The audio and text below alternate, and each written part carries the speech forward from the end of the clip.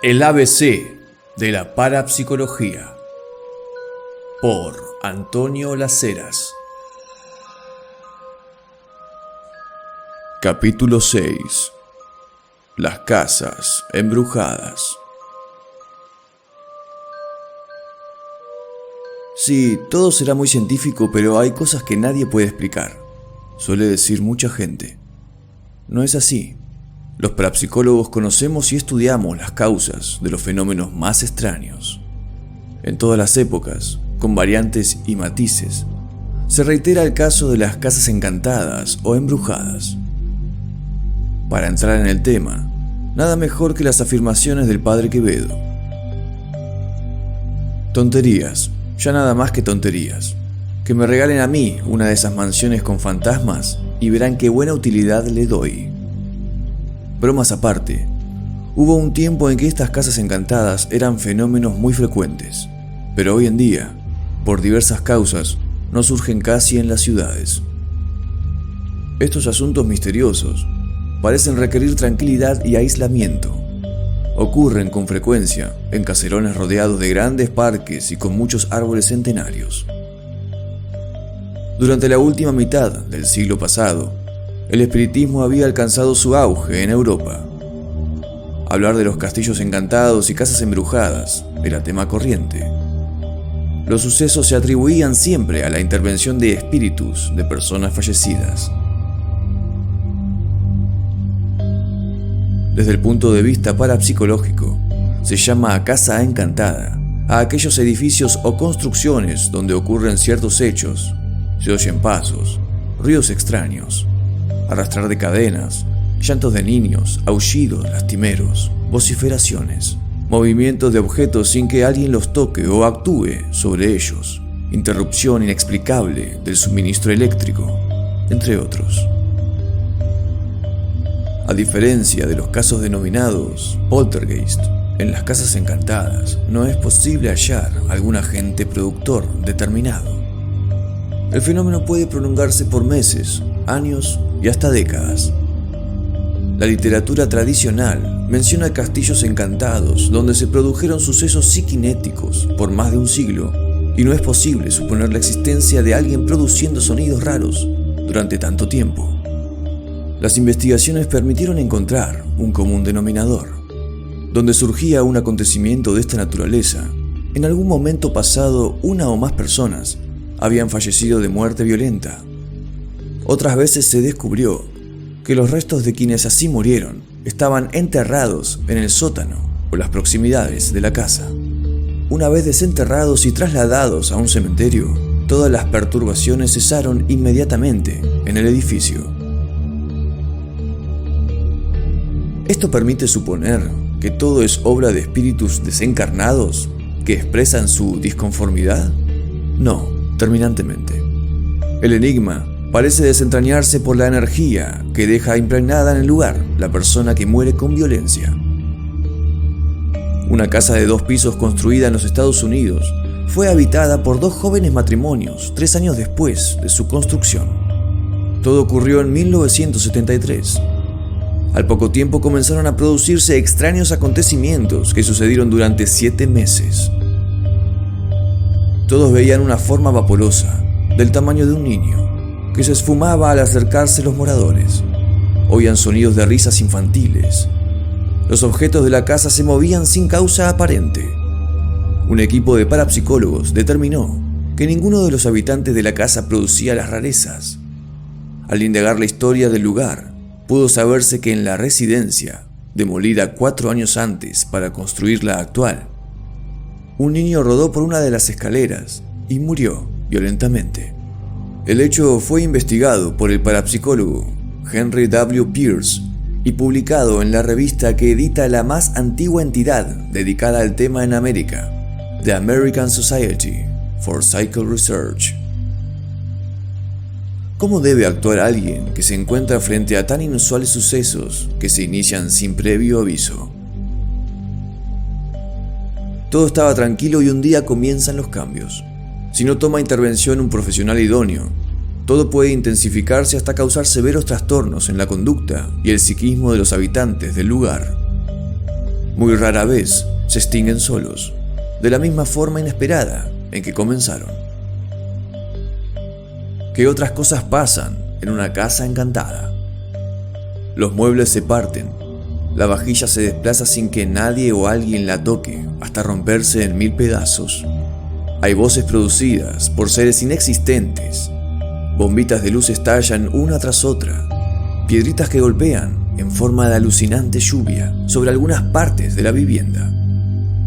Hay, además, perturbaciones en la captación de ondas de radio y televisión, y se inician incendios en artefactos eléctricos. En algunos casos de inusitada fuerza que nos tocó resolver, se observaron incluso figuras difusas de forma humanoide, desplazándose con rápidos movimientos sin tocar el piso.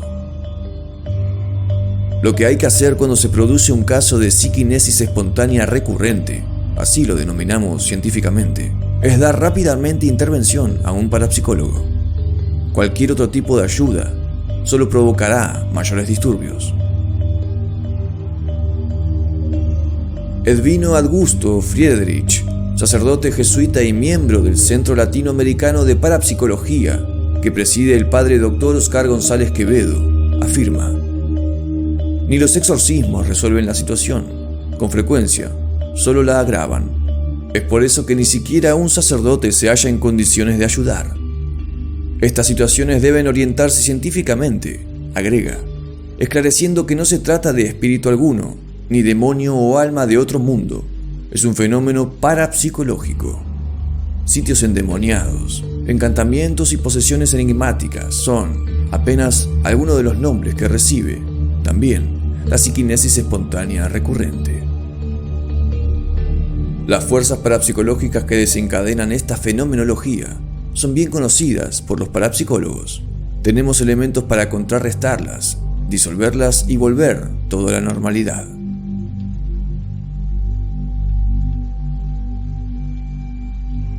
El siguiente es uno de los casos que nos contó el padre Quevedo.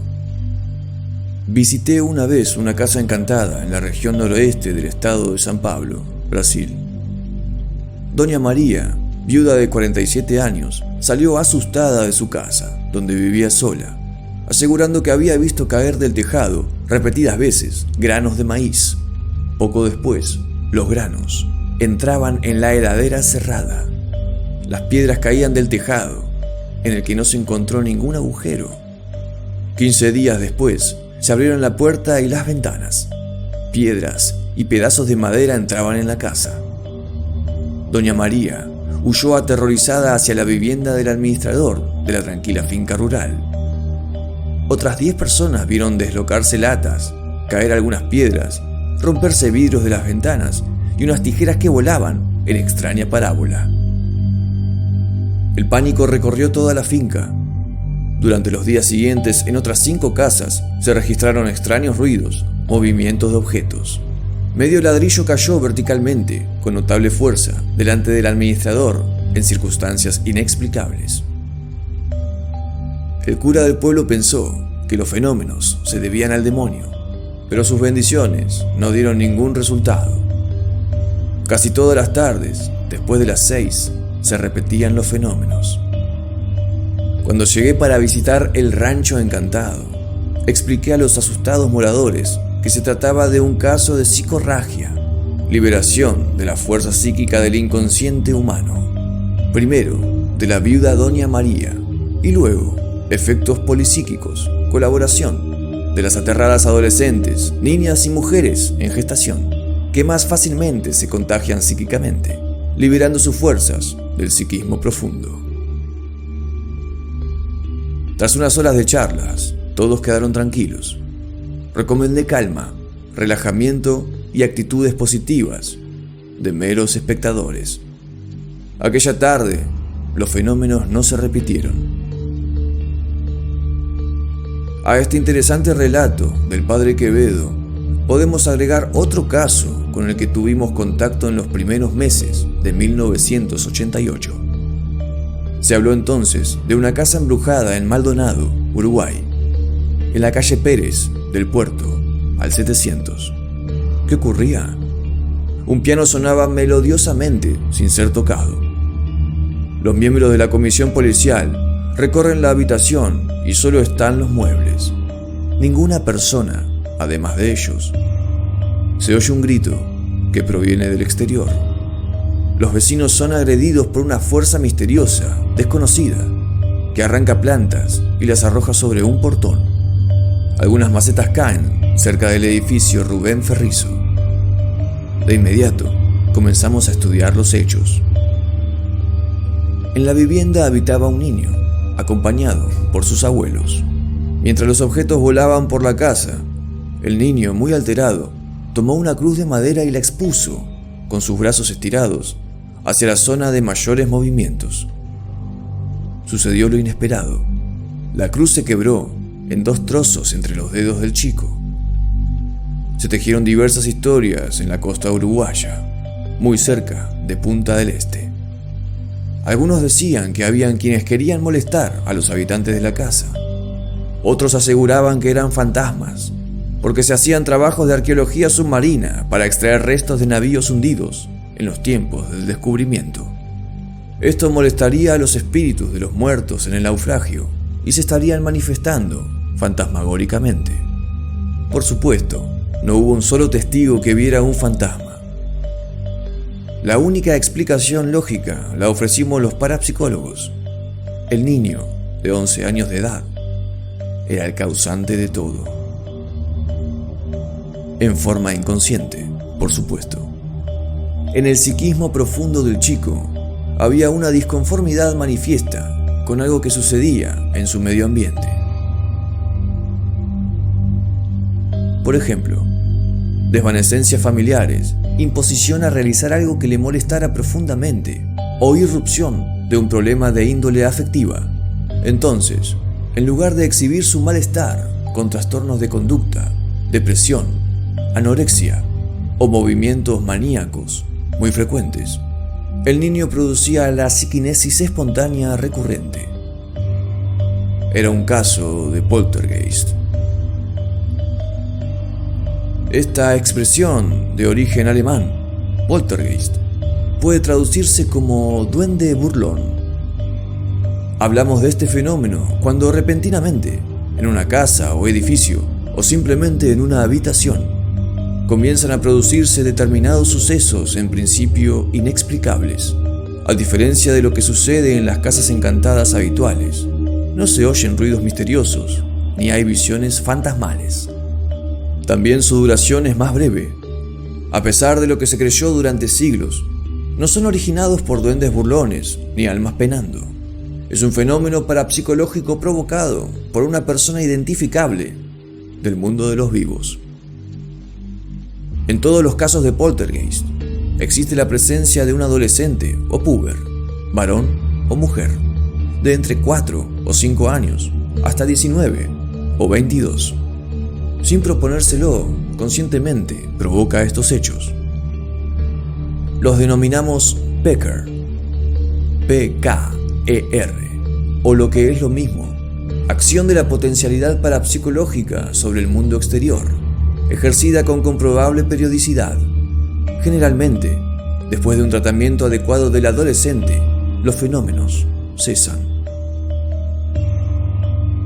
Los casos de poltergeist no entrañan, como podría suponerse, una intencionalidad destructiva por parte de quien los provoca. Es más que otra cosa, un pedido de auxilio por vía parapsicológica, un llamado de atención. El causante necesita recibir más afecto del grupo familiar. Si se le pregunta por qué lo hace, nos dirá que desconoce quién es el causante. No está mintiendo. Él mismo se asombra de lo que ocurre alrededor.